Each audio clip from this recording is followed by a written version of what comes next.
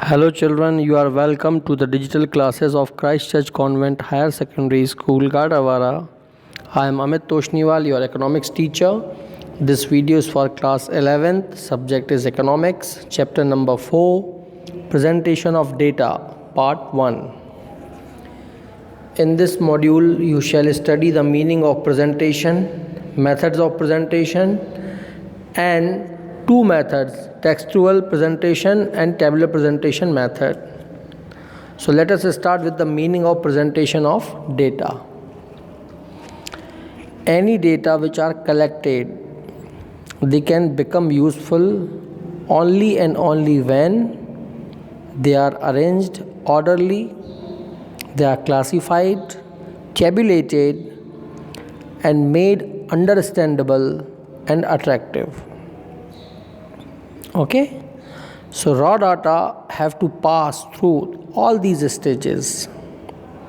The presentation of data refers to exhibition of data in such a way that they appear clear, attractive, meaningful, and easily understood and analyzed. If data are written in a scattered way, so no conclusions can be drawn, they will not look clear, and data cannot draw a clear picture for you. Yes, so if data are written in a scattered form, so they cannot present a clear picture. For that we need to arrange them, and that arrangement is known as organization. After organizing them, we need to present. So how to present so that they become more attractive, more useful, more meaningful, and more understandable? For this, we do a proper presentation of data. Okay? There are certain methods for presentation of data. You see on your screen 4 methods. First, textual presentation of data. Second, tabular presentation of data. Third, diagrammatic presentation of data. And fourth, graphical presentation of data. So we will discuss all these in detail in this chapter. Okay? So let us start. First one, textual presentation of data. So meaning is, when quantity of data is small, this method is adopted for presentation. So we describe the facts in figures and simple language in different paragraphs. So this is called textual. Textual word is derived from text. Okay? So we write a text so that it become actually this method of presentation is not that impressive and effective. So it cannot be concluded efficiently, because after all it is in text form, so one has to read it. So conclusion and understandability is not that clear. So that is why this method, when presented, when the figures are presented even in simple languages, but they are in paragraph, so one has to read. So it's a kind of report. Okay, so it cannot resolve our problem of presenting the data in a clear picture. Anyway, it has got some advantages. First is easy to understand, because facts and figures both are given here, so can be understandable easily. Useful for a small quantity of data, when we have to when data are small, so this method can be used. Now have a glance on disadvantages of textual presentation. First, unsuitable for large data. So because it is useful for a small one, so for large one that will be unsuitable naturally. So it is not sufficient to depict the detailed facts. And second is danger of wrong analysis. Whatever is written in text form, so one can take it, assimilate it, absorb it in a wrong way. So analysis may be misleading. Okay. Now come to the second one method, that is tabular presentation of data. So let us understand its meaning first. Tabular means to make a table. Okay, so tabulation in its broadest sense is any orderly arrangement of data in columns and rows. When they are written in columns and rows, so we make a table, or you can say a schedule.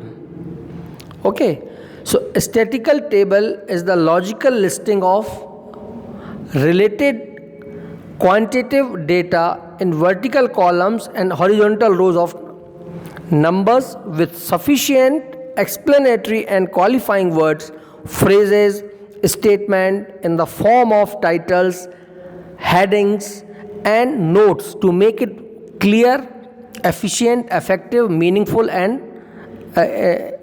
improve to its understandability.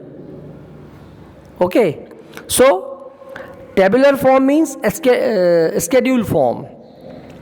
When things are written, making a table, making a schedule, over it we write a heading and all the marking is done, and underneath it we write its notes for what it is being represented. So we depict all the general necessary information just underneath the table.